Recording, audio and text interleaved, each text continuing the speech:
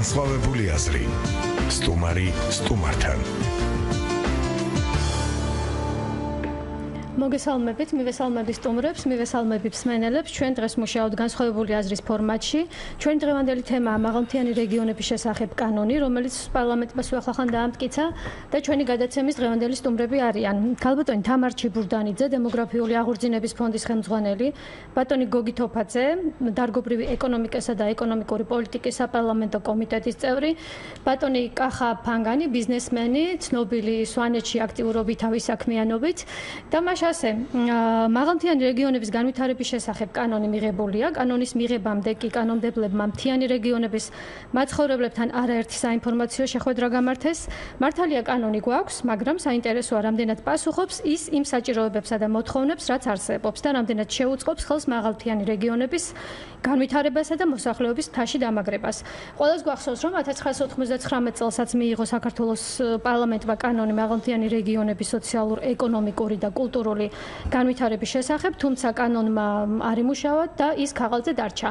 და პირველი კითხვით გადავალ ბატონ კახასთან. ბატონ კახა, რა პრობლემებია დღეს მთაში, თქვენ კონკრეტულად ამ შემთხვევაში სვანეთის სახელით ისაუბრებთ ალბათ, რისთვის არის აღნიშნული კანონი საჭირო და მე მახსოვს ის სამუშაოები, რომელიც თქვენ წლების წინ კიდევ ჩაატარეთ სვანეთში, კარტ-კარტ შემოიარეთ თითქმის ყველა სოფელი და აღწერილი იყო, სად რა საჭიროებები და პრობლემები არსებობდა. თქვენის აზრით, რისთვის უნდა არსებობდეს ეს კანონი, რა სახის პრობლემები უნდა მოაგვაროს მან? პირველ რიგში მივესალმები ჩვენ რადიო მსმენელს. ქალბატონო ეკა, პრობლემა სვანეთში რა არსებობს, პრობლემა ბევრი რამე არსებობს დღეს. ძალიან დიდი პრობლემებია, როგორც მთელ ქვეყანაში, პრობლემატურია დღეს ცხოვრება ქვეყანაში. ყველაზე დიდი პრობლემა მე მიმაჩნია, რომ არის მიგრაცია. სოფლები ფაქტიურად არის დაცლილი. არის რამოდენიმე სოფელი ბატონო გოგი, სადაც უნიკალური ძეგლები დგას სალოცავების სახით. არის ფარში ერთ-ერთი სოფელი, რომლის ფრესკები ძალიან გვიანდელია, საცხალ მე-19 საუკუნის. ხატები, რომლებიც იყო იქ დაბრძანებული, მუზეუმში გადასაბრძანებელი გახდა, იმიტომ რომ მაცხოვრებელი აღარ დარჩა. აი ეგ არის ყველაზე დიდი პრობლემა. ახლა დამეთანხმებით იმაში, რომ მიგრაცია მთიდან ბარში ეს არ არის უბრალოდ რაიონიდან რაიონში გადასვლა. მიგრაცია მთიდან ეს იმას ნიშნავს, რომ თან მიაქვს კულტურა, ენა, ადათი, წესი, ეთნოგრაფიული საკითხები, ფოლკლორი, რაც საინტერესო მარტო კი არ არის იქაური მოსახლეობისთვის და საქართველოსთვის. მაგის საინტერესო არის აბსოლუტურად ყველასთვის. და მე მივესალმები თუ რაღაცა მთის კანონი მივიღე, რაღაცა კი კანონი მე წავიკითხე, გავეცანი, მივესალმები კანონს. ოღონდ რამე გაკეთდეს მთისთვის. თავარი ეგ არის. თქვენ მაშინ აი 90-იან წლებში აი სოფელ შემიძლია ესე ვთქვა და იქ ყველა სოფლის საჭიროება ჰქონდა შესწავლილი. ეს კეთდებოდა იმისთვის, რომ მთა არ დაცლილიყო და რაღაცა საკანონმდებლო დონეზე მოეწესრიგებინა. დღეს რჩება იგივე პრობლემები. აი მოკლედ რო გითხრათ, მაშინ რა სამუშაოები იყო ჩატარებული?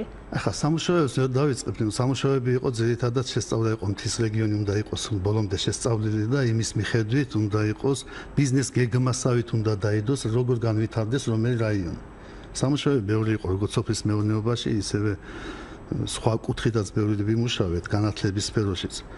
მაგრამ რაც ყველაზე მთავარია, მე კიდევ ერთხელ ვიძახი, რომ ჩვენ რა ხარ გვინდა, ჩვენი ქვეყანა უნდა განვითარდეს, ეკონომიკა უნდა განვითარდეს, ხო? ჩვენთვის მთავარია და მე ესე ვთვლი, მთავარია, რომ ადგილზე მოსახლეობა უნდა არსებობდეს. ანუ მთავარ პრობლემა თქვენ აყენებთ, რომ კანონმა მოაგვაროს მთაში მოსახლეობის დამაგრება. რა თქმა უნდა, ეს კანონი ბოლომდე ვერ მოაგვაროს, მაგრამ პირველი ნაბიჯისთვის მე ვთვლი, რომ ძალიან კარგია და ეტაპობრივად კიდე უნდა რაღაც მაქსიმალურად გაკეთდეს, რომ მოსახლეობა დამაგრდეს. ბატონ გოგი, სანამ კანონის დეტალებზე გადავალთ, რა შეღავათებია? დემოგრაფიული თემა იყო და ფიქრობ მე უნდა ვუპასუხო სწორედ ამ საკითხზე, რაზედაც ბატონი კახა საუბრობდა. და დიახ, მთაში არის ძალიან მძიმე დემოგრაფიული პრობლემა, რაზეც თქვენ საუბრობდით, ეს არის შიდა მიგრაცია, დეპოპულაცია მთიანი რეგიონების, არა მარტო მთლიანად სოფლების, მაგრამ მთიანი რეგიონების განსაკუთრებით.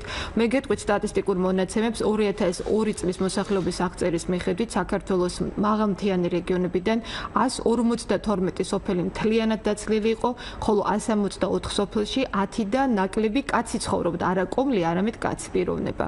როდესაც ეს ინფორმაცია გქონდა წინა ხელისუფლებას, მე უბრალოდ გაუგნებული ვარ, როგორ შეიძლება ქვეყანაზე იმსჯელო იყო ხელისუფალი ქვეყნის და როდესაც ესეთი სტატისტიკური მონაცემები გვხვდება და ერთ წელიწადში მოდიხარ ხელისუფლებაში და მთიანი რეგიონებისთვის არაფერს არ აკეთებ აბსოლუტურად. ჩვენ ძალიან სიღრმისეულად შევისწავლეთ, ჩვენ გვაქვს კვლევები, დემოგრაფიული კვლევები ყველა რეგიონზე, მათ შორის მთიან რეგიონებზე განსაკუთრებით, მათ შორის სვანეთზეც, მესტიის რეგიონზე, ლენტეხზე და ასე შემდეგ. ძალიან მძიმე, არასაშუალოდ, არც მძიმე, მე გეუბნებით ძალიან მძიმე. კატასტროფული. მე პირდაპირ გეუბნებთ, თუ 25 წელიწადში აი ძალიან მყისიერი რეფორმები არ გატარდა, რაჭა-ლეჩხუმი მთლიანად გაუკაცრიელდება. რაჭა-ლეჩხუმი არის ყველაზე მძიმე მდგომარეობაში. შემდეგ არის სამეგრელო ზემო სვანეთი, შემდეგ არის გურია, მაღალმთიანი განსაკუთრებით და ასე შემდეგ. მცხეთა მთიანეთის, არა მცხეთა, არამედ მთიანი ზოლი, ყაზბეგი, თიანეთი, დუშეთის რეგიონი. და რა თქმა უნდა, ეს პრობლემები იქნება ძალიან მძიმე და კატასტროფული, რადგან ბოლო 20 წლის მანძილზე ჩვენ გავაკეთეთ სიღრმისეული შესწავლა. მთიანი რეგიონების დაცლა ახლა არ დაწყებულა და არც თუნდაც 10 წლის წინ. 10 წლის წინ უბრალოდ გაუარესდა მდგომარეობა, კიდევ უფრო მეტი რაოდენობით მოხდა მოსახლეობის ჩამოდინება ბარში. ბოლო 20 წელია მიმდინარეობს მთიდან მოსახლეობის ჩამოსვლა, განსაკუთრებით 89-90-იანი წლების შემდეგ, როდესაც მძიმე ეკონომიკური მდგომარეობა შეიქმნა როგორც ბარში, უფრო მეტად მთიან რეგიონებში, დაიწყო მოსახლეობის მასიური ჩამოსვლა და დაცარიელდა მთლიანად სოფლები. დღემდე აი არც ერთ ხელისუფლებას ბოლო 20 წლის მანძილზე თითქმის გამოვიარეთ 4 ხელისუფლება, ხომ? ნუ ბატონ ზვიად გამსახურდიას არ დაცალდა, რადგან ძალიან მოკლე პერიოდი იყო ხელისუფლება, თუმცა ჰქონდათ ეს სახელმწიფო პროგრამაში. მას შემდგომ არც ერთ მთავრობას აი ამისთვის ყურადღება არ დაუთმია, იყო 99 წელს, როდესაც მართლაც ბატონი ედვარდ შევარდნაძის ხელმძღვანელობით შეიქმნა ეს კომისია, შექმნეს კანონი, თუმცა ეს კანონი დარჩა ქაღალდზე. ბატონ გოგი, სანამ კონკრეტულ დეტალებზე გადავალთ სოციალურ-ეკონომიურ შეღავათებზე მთის მოსახლეობისთვის, თქვენ შეფასებით რა სჭირდება დღეს მთას და რა არის ის ძირითადი, რაც მოსახლეობას დაამაგრებს მთაში? აი აქ კოლეგებმა ძალიან კარგად გააშუქეს ეს პრობლემები. ნუ დავიწყოთ იმით, რომ ჩვენი სიმდიდრის ჩვენი ქვეყნის 2/3 მთაშია. ეს არის წიაღისეული, ეს არის სამშენებლო მასალა, ეს არის წყალი და ასე შემდეგ, ძალიან ბევრი. რაც თქვენ ბრძანეთ, ნუ საშინელი მდგომარეობა, სოფლები დაიცალა.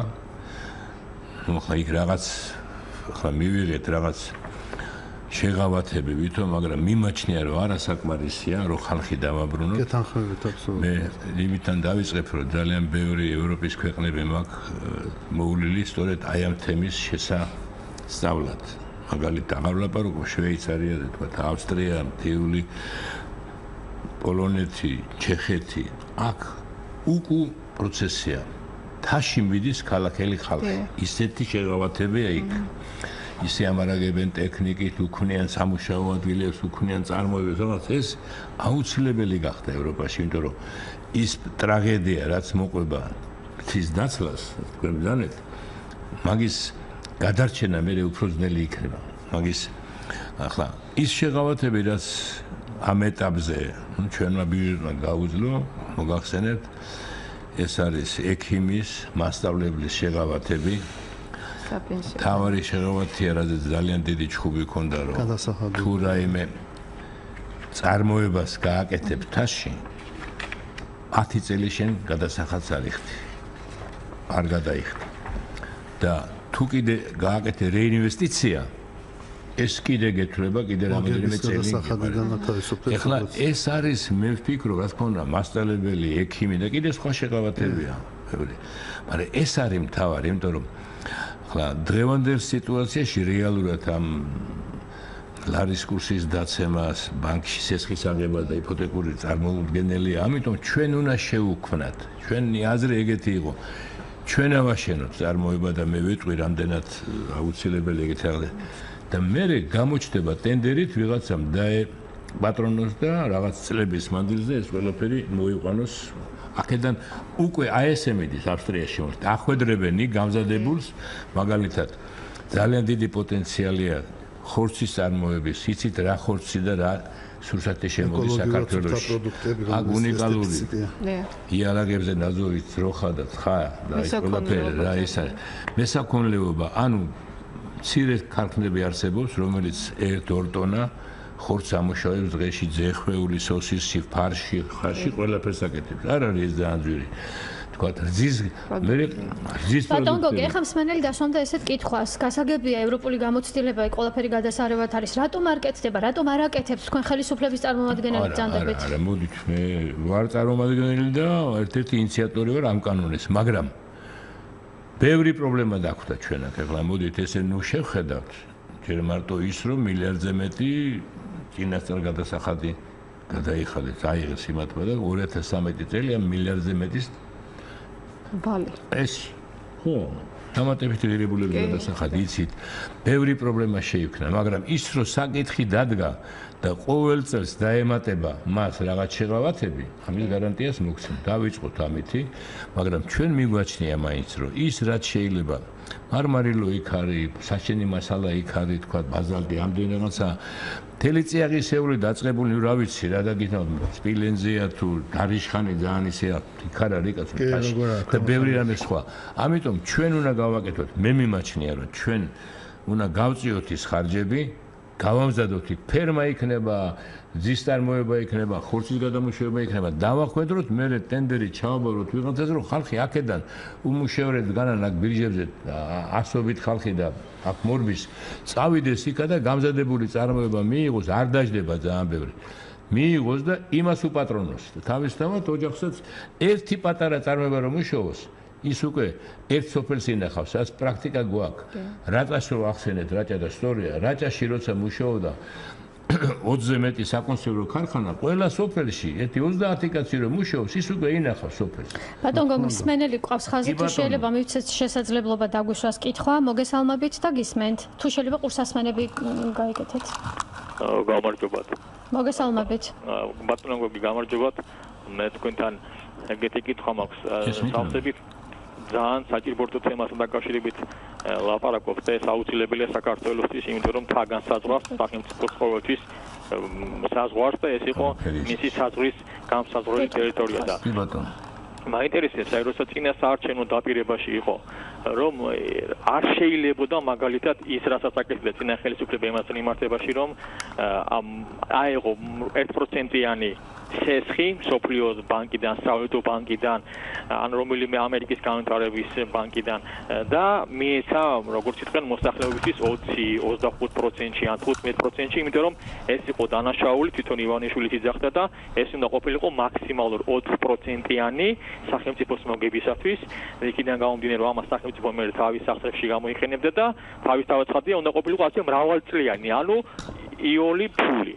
რატომ არ გაკეთდა ეს იმასთან დაკავშირებით რომ ეს სტანდარტებს ჟის ხო ჩვენ ვიცით ამას შეიძლება მომსახურებოდა როგორც პროგრეს ბანკი კალაძის შეიძლება მომსახურებოდა როგორც ქართულ ბანკი ასევე იყო სურვილი BTV ბანკს გაეკეთებინა ეს მაგრამ რატომღაც ეს პროექტი ჩავარდა და სახელმწიფოს ხო შეუძლიათ თავისუფლად ეს გააკეთოს ბიზნესმენებს საქართველოს მოსახლეობის განვითარებასთან მიმართებაში კი ბატონო ნაციონალები აჭირვებდნენ მე ვიცი რომ კონკურენციას უქმნიან მაგალითად ადგილობრივ წარმოებას გინდათ ატყობილი სასმელებში კოკა-კოლა შემოვიდა, პეპსი-კოლა შემოვიდა, რამაც თქვენი სიტუაცია ნაწილობრივ გაუარესა და იმაზე კარგი ვერ არის, რასაც თქვენ უშვეთ, მაგრამ ეს მარტივი ამ მარტივი საკეთება ხო შეიძლება. ეხლაც ხო შეიძლება რომ აიღოს სახელმწიფომ, როგორც იტყვიან, სესხი 1%-იანი და მისცეს მოსახლეობას 5-6, მაგრამ არა 15 და 25-ია რა. და აქ იყო ჩართული პროფესიონალები, რომლებიც იქნებიან იმაში დარწმუნებული, რომ დიახაც ეს არის საქმის კაცი და ამას გაკეთებს. გინდას ეს მოხდეს მთის რეგიონების განვითარებასთან დაკავშირებით. გასაგებია თქვენი კითხვა, მადლობთ. შევეცდებით გიპასუხოთ კონკრეტულად ბატონ გოგი აქ საუბარი იყო ცოტა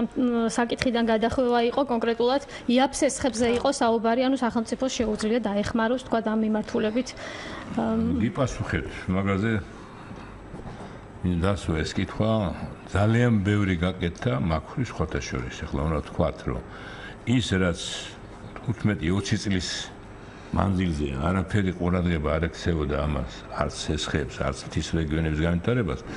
დღეს დადგა უკვე საკითხი, ვილაპარაკეთ რა მინიმალური შეღავათები გაკეთა, მინიმალური. მაგრამ ეს შეღავათები ყოველთვის გაიზრდება. რაც შეეხება სესხს. ნუ ვიტყვით იმას, რომ სესხი არ არის. არის საპარტნიორო ფონდი, არის აწარმოები საქართველოში. მართალია, მთის რეგიონისთვის ცოტა ძნელად გამოსაყენებელი, იმიტომ რომ იქ რა ბანკი უნდა სესხი, როდესაც მყარი გარანტია ჭირდება. გლეხებისთვის ძალიან კოოპერატივები ძალიან კარგი კანონია. მთიან რეგიონებში სამოჯახს შეუძლია რომ დააფუძნოს კოოპერატივი. არის უამრავი გრანტი, სახელმწიფოს მიერ გაცემული, საერთაშორისო ორგანიზაციების მიერ გაცემული. აი როგორ გითხრათ, ბაპატიეთ ბატონო გოგი, შეგაწყვეტ რომ ძალიან ხშირი შეხვედრა მაქვს მოსახლეობასთან. მე სტიაში ვიყავით სწორედ ფრაქციიდან გასულები ამ ზედაც მთის კანონი გავიტანეთ და როდესაც 100 კაცი უსმენდა ამ მთის კანონს, სიმართლე გითხრათ, დაჯერება უჭირდათ, რომ ვიღაცამ ეს დაიწყო ქვეყანაში. აი მართლა უჭირდათ მესმის ამ ხალხის, რადგან მთელი გეუბნებით 30 წელი მათთვის არავის არ მიუხედავს, არავის აბსოლუტურად და რაც შეეხება აი გრანტებს და სესხებს, ძალიან ბევრი და სულ ვთხოვთ. წარმოიდგინეთ, სოფლის მეურნეობის სამინისტროს პირველ წელს, როდესაც დაიწყო კოოპერატივების პროექტის ამუშავება, თანხა მორჩა, იცით რატომ მორჩა ეს თანხა და რომელიც შემდეგ უკვე იმაში რა ქვია, ის გამოიწვია ხო რაღაც პრობლემები საფინანსო თვითონ ბიუჯეტის. იმიტომ რომ ხალხმა არ გაიტანა კოოპერატივები, არ შექმნეს კოოპერატივები.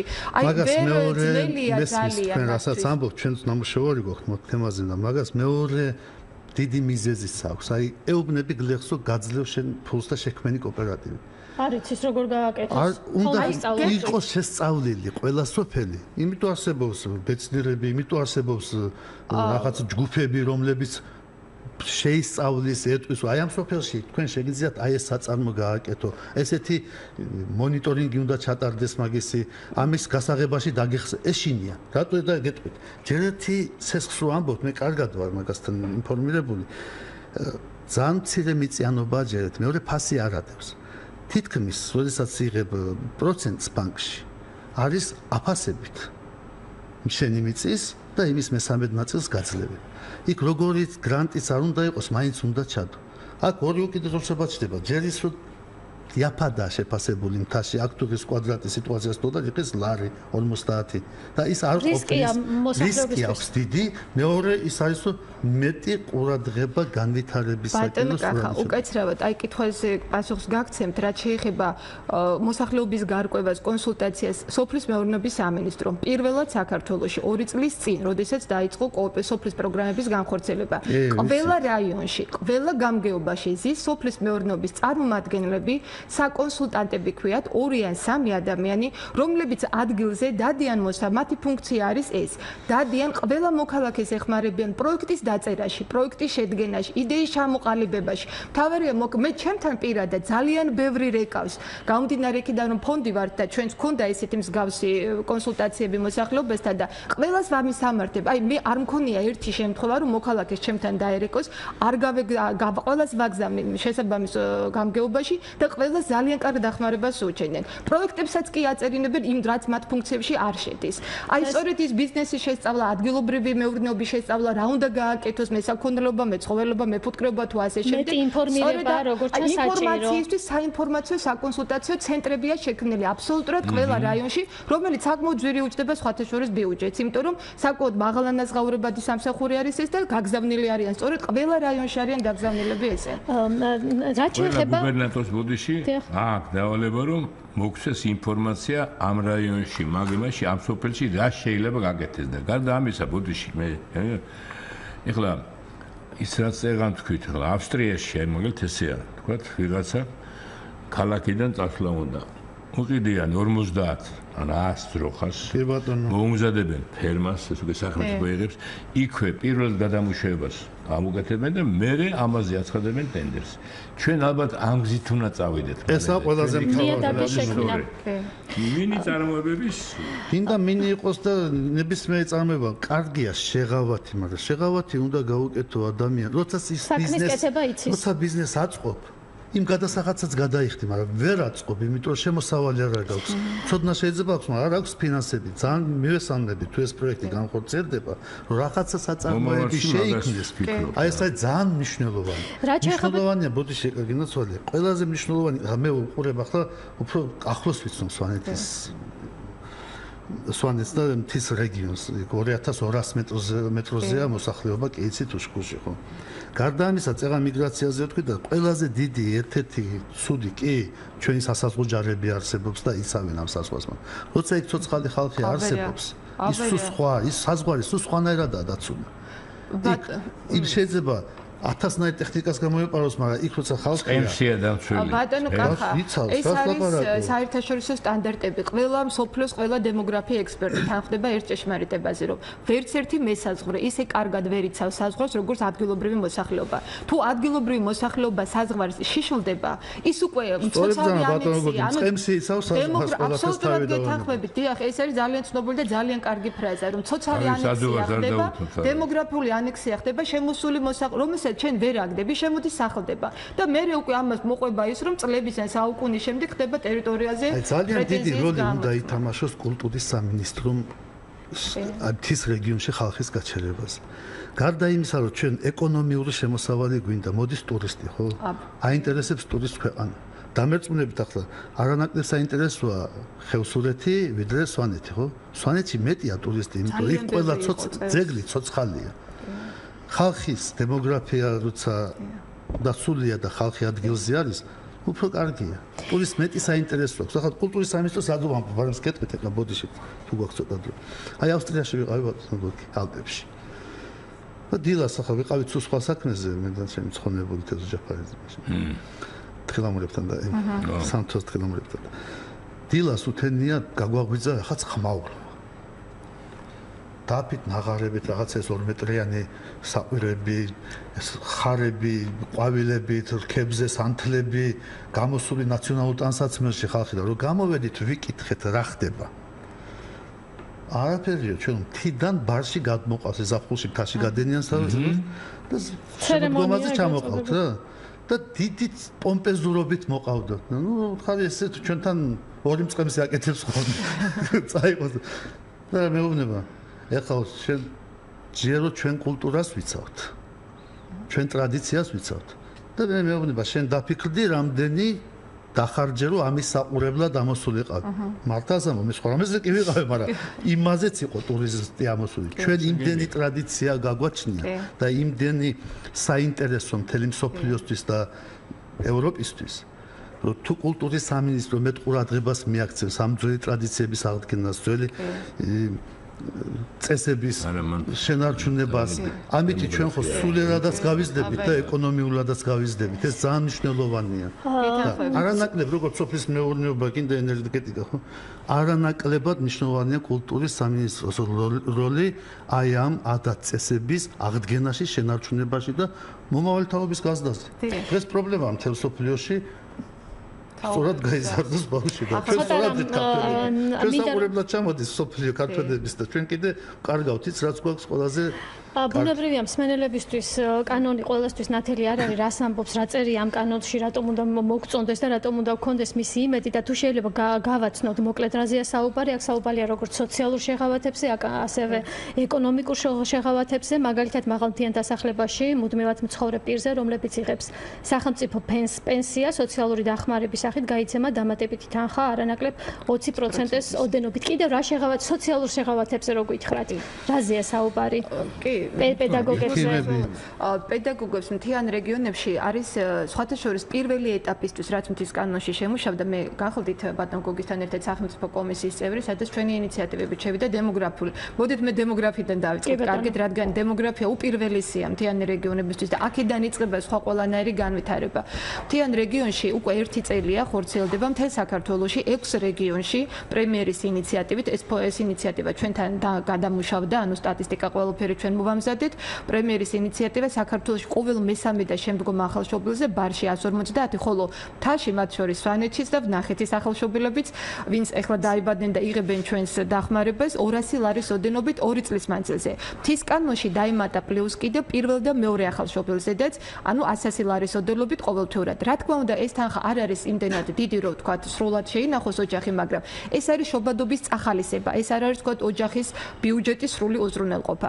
გარდა ამისა, დემოგრაფიული ინიციატივისა არის თქვენ უკვე თქვით საპენსიო დანამატი 20%-ის ოდენობით, პედაგოგები, რომლებიც მუშაობენ 50%-იან სახელფასო დანამატებს იღებენ, ჯანდაცვის სფეროს წარმომადგენლები 50%-იან დანამატებს იღებენ, სახელფასო დანამატებს იღებენ, ასევე სხვადასხვა პროექტებში მონაწილე პედაგოგები, თქვა სხვადასხვა კონკრეტული განათლება, ისინიც 50%-იან დანამატებს იღებენ.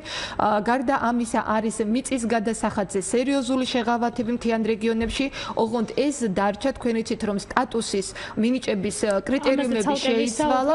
ეხლა ბატონ გოგო, თქვენ მინდა კითხოთ საგადასახადო შეღავათებთან დაკავშირებით კონკრეტულად რა შეღავათებზეა საუბარი? აი, რაც მე მოგახსენეთ რომ მიგვაჩნია ჩვენ თანაგუნდელებს რომ ყველაზე დიდი პროგრესია აი ამ დემოგრაფიულ და ეკონომიკურ ასპექტში იქნება ჩვენ დავეხმაროთ, რომ არ იყოს ბანკის სესხი, არ იყოს კიდე რაღაც პრობლემები. ბევრი განათლებული შეიძლება არ არის იმდენად. ჩვენ სახელმწიფო ვავიღოთ თქვა 5-6 რეგიონში ან სოფელში გავაკეთოთ ის, რაც იქ პერსპექტიულია. და იმაში 10 წელი არ უნდა გადაიხადოს მან არაფერი გადასახადი. საშემოსავლო DRG, ყველაფერი DRG ცოტა რთულია, მაგრამ ყო მოგება არა.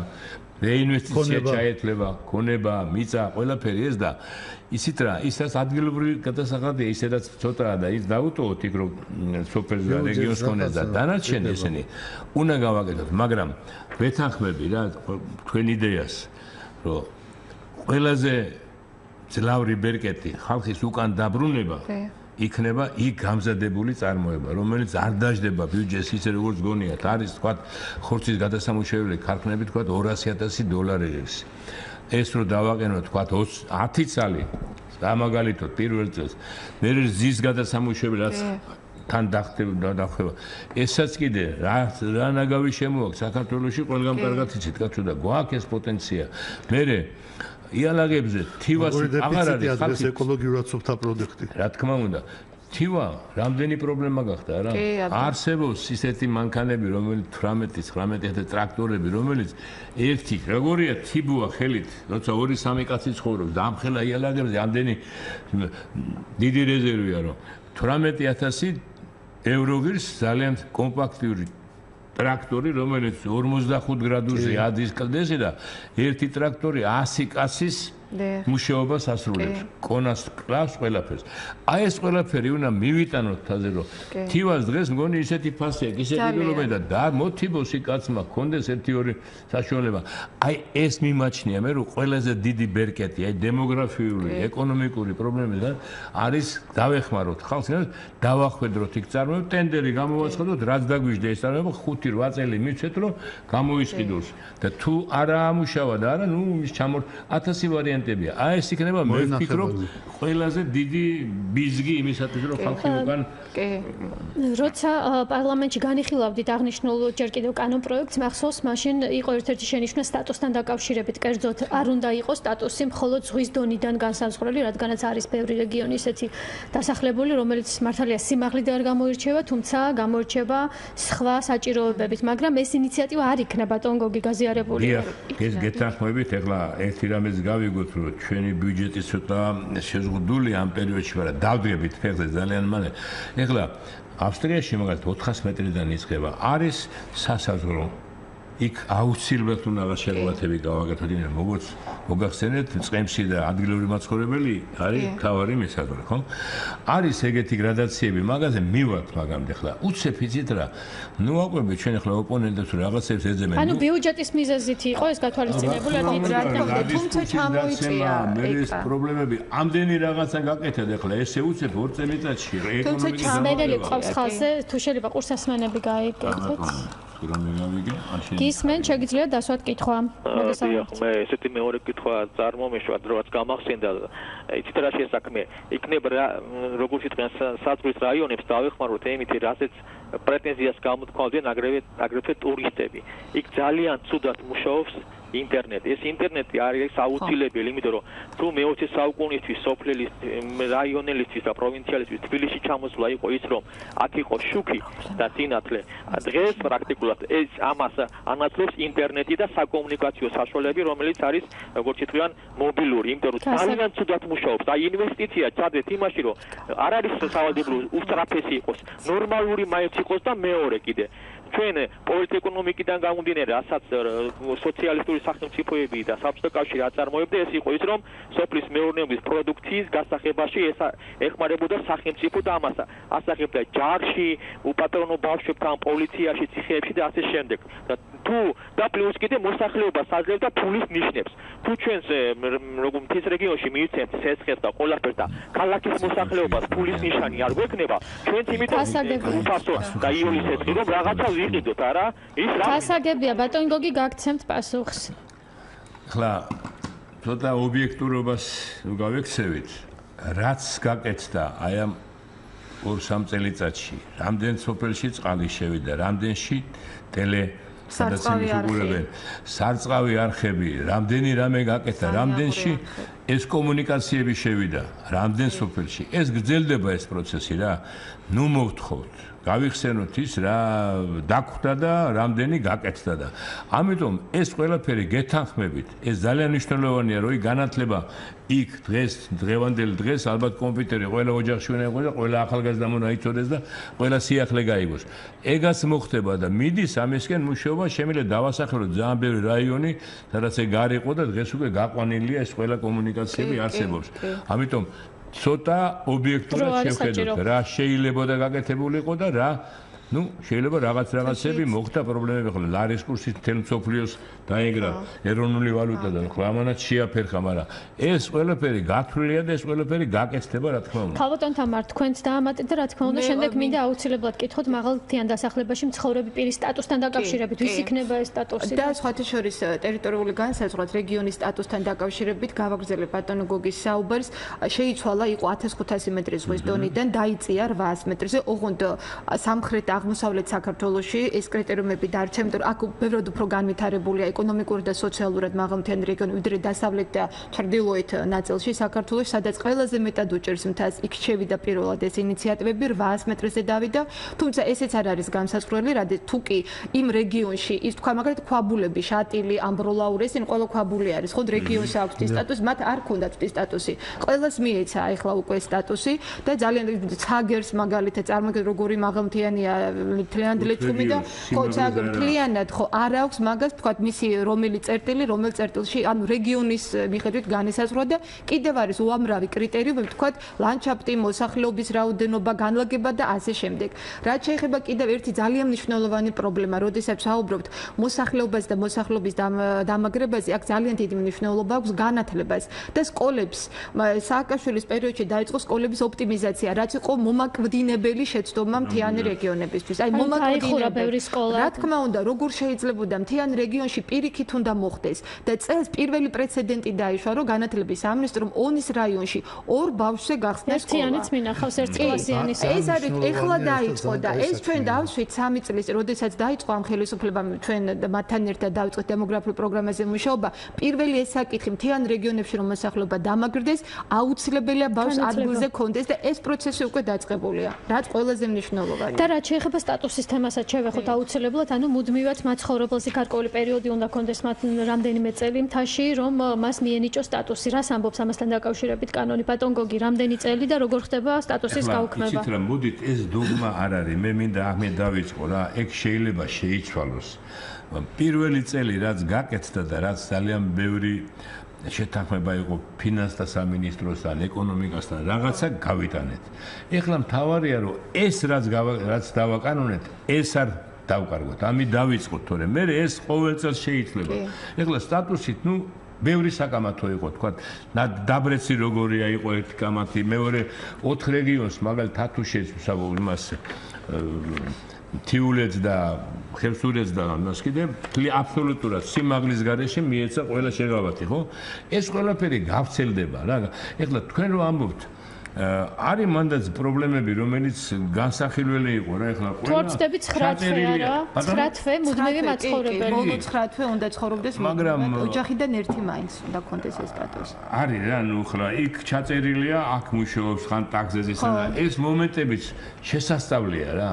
იქ ვინც ცხოვრობს და ვინც არის ტრაგედია ისა, რომ იქ აღარავინ აღარ ცხოვრობს, თითქმის იქ უნდა ავიყვანოთ ხალხი, თორე ეს ყველაფერი დაალაგდება.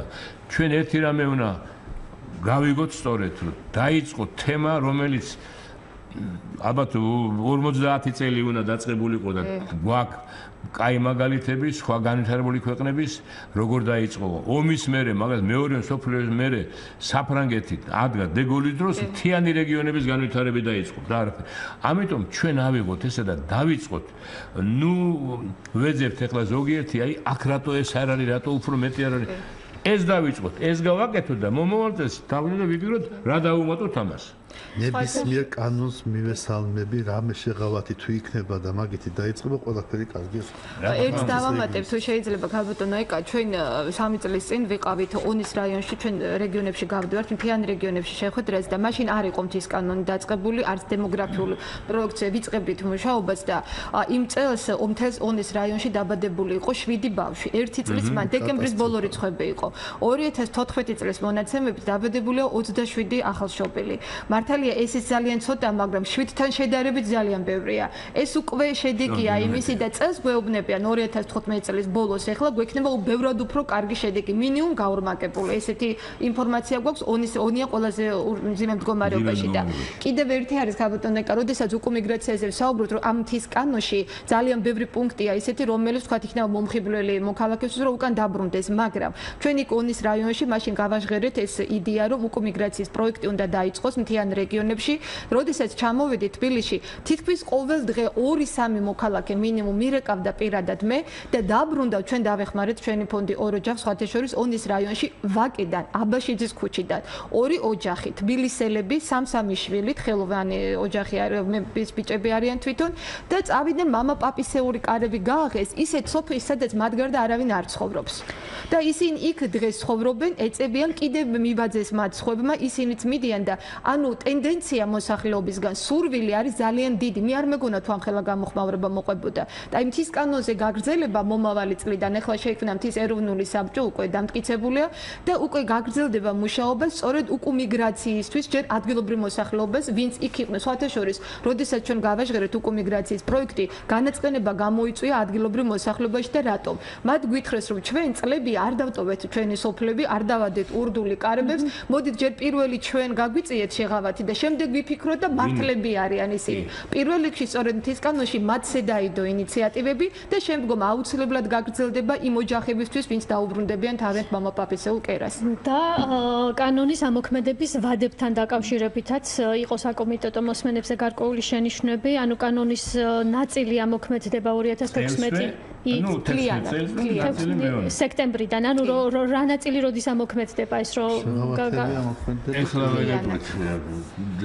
სექტემბრიდან იწყება ეს საგადასახადო შეღავათები. არა, ბატონო, იანვარი ხდით, ბოდიშკი ბოლო რედაქციით ესე იყო ბატონო პრემიერთან შეთანხმდა ბატონი გოგით.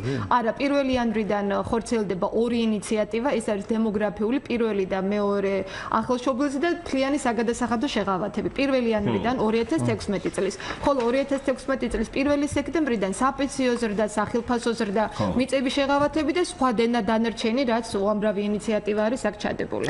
თავარია მეორე ბოდიში რა. აი ხო პირველად მესამე კანონია, რაც ეხება მთიანების და აი ეს დავიწყოთ და ეს ვაგრძნობინოთ, რომ ეს აუცილებელია და ყოველ წელს რაღაცას მოგობრა. თაში მოსახლეობას და იქ მაცხოვრებელ ხალხს თუ ვინმე უჭირს თავისი კერის დატოვება, განსაკუთრებით ძიმედ განიცდის თაში მაცხოვრებელი. პატარა ინიციატივაც კი არის პატარა ბიძგი იმისთვის, რომ მნიშვნელოვანია ძალიან. ქალბატონო ეკა, მე რას ფიქრობ, ცით? კანონი კარგია, თავარია ამოქმედდეს, არ მიიღოს იმ 99 წლის მთის კანონის. არა, არ მიიღოს. ვიცი, ჯერა და დაწუნებული ვარ. მაგრამ და ერთი რამ არის ეკა ბოდიში ხდით, აი, როდესაც საუბრობს რომ უჭირთო მან თუ კერის დატოვებაო, ჩვენმა ფონდმა გავაკეთეთ ესეთი მცირე მოკვლევა, ესე კვლევის დემოგრაფიული კვლევა და სადაც დაკეტილი სახლები იყო, ვიპოვეთ მათი მეპატრონეები და ვთხოვდით შესყიდვა სახლების გაყიდვას. ერთი ოჯახი ვერ დავითანხმეთ, ეს იყო ხევსურეთი, ეს იყო სხვათა შორის მესტია, ეს იყო რაჭა, ანუ და ყაზბეკი. ერთი ოჯახი ვერ დავითანხმეთ, რომ აი ეს ურდულ დადებული სახლები გაეყიდათ. არ ყიდიან, იმიტომ რომ მათ იმედი აქვთ, რომ იქ აუცილებლად დაბრუნდებიან ოდესღაც. კახა, თქვენთან მაქვს კითხვა, ანუ ძირითადად გავეცანით რაზეა საუბარი, რა შეღავათებზეა საუბარი, პრობლემებზეც ვისაუბრებთ. არის თუ არა ეს შეთავაზება ის, რაც კონკრეტულად ახლა სვანეთზე მაქვს საუბარი, თაში მოსახლეობას დააკავებს. თქვენ აქტიური კონტაქტი გაქვთ, რა ვიცი, ყოველთვიურად დადიხართ იქ, იცით ძირითადი საჭიროებები, პრობლემები. არის თუ არა ეს მოსახლეობისთვის შვება, იქნება თუ არა შვება? დიდ შვებას მისცემს მოსახლეობას. ნებისმიერ წეღანაც თქვი და ახლა იმედსაც მისცემს. იმედს აძლევს.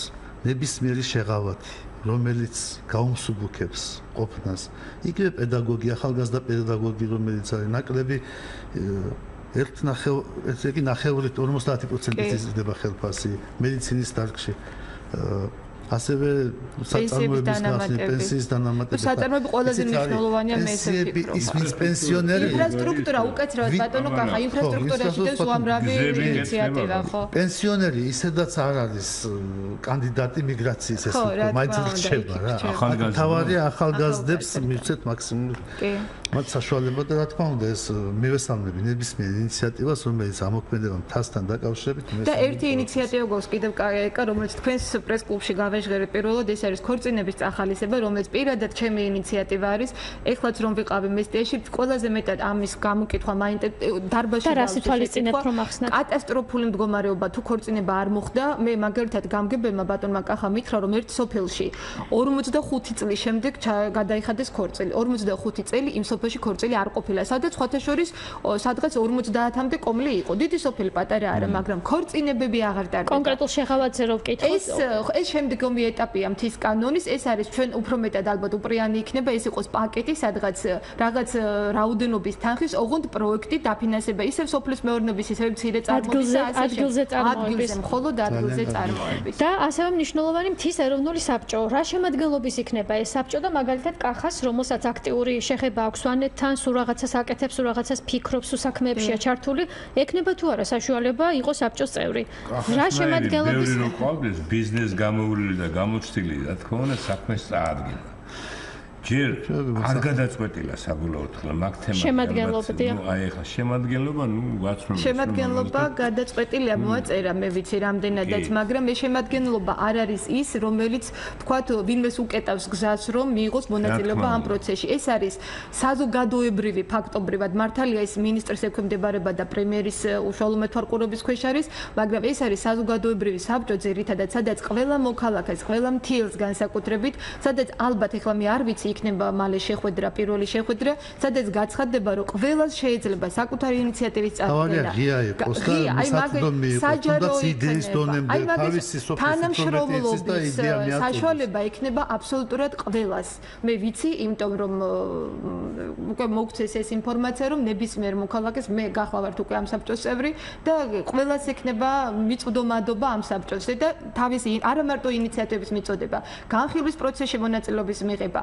ადგილზე და აი სრული საჯაროობა იქნება ამ კუთხით, რადგან მთიანი რეგიონები საქართველოსთვის, ბარში მცხოვრები ქართველებისთვისაც კი აი ძალიან მნიშვნელოვანი და ძალიან მტკივნეული თემაა. მithმაცნობეს რომ წევრობა. დიახ. შემოგთავაზეს ბატონ გოგი. დიახ, მაგრამ მე რა მინდა თქვა, იცით?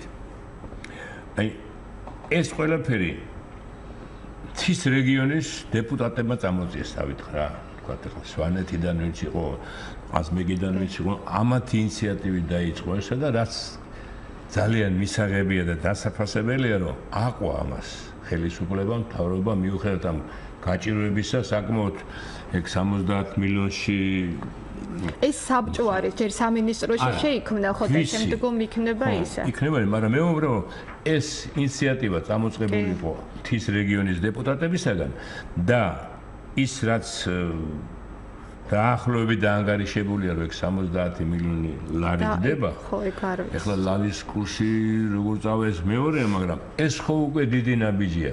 თავარი ეს გავაკეთოთ და მე გავაგზავნოთ 1000 კანონი ჩდება ეს პირველი წელი. მაღალმთიანი დასახლებების განვითარების ფონდი. რა არის ეს ფონდი?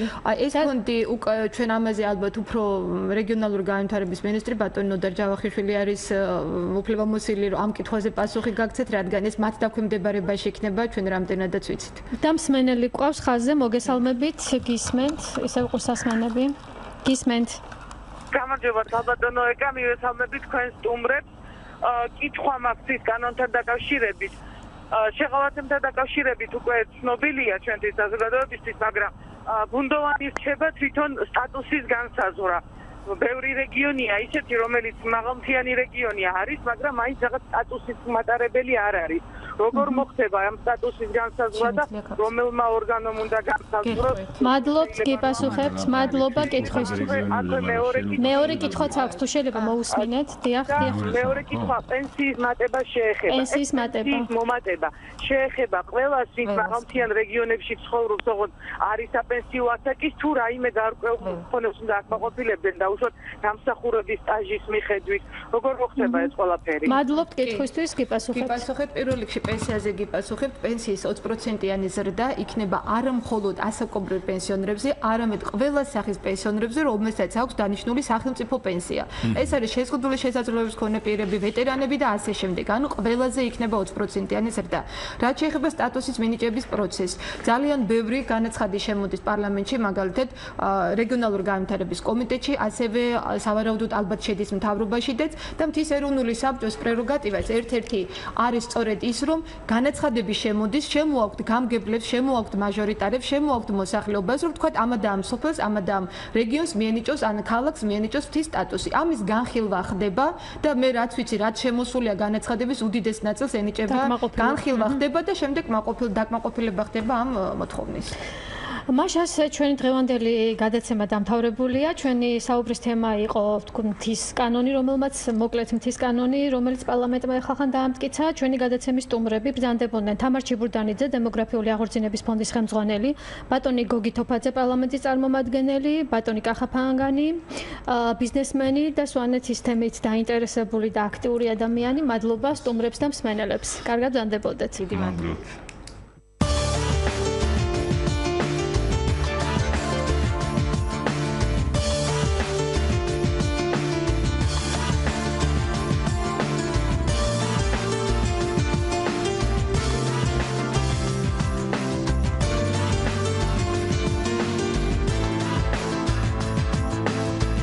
განსხვავებული აზრი.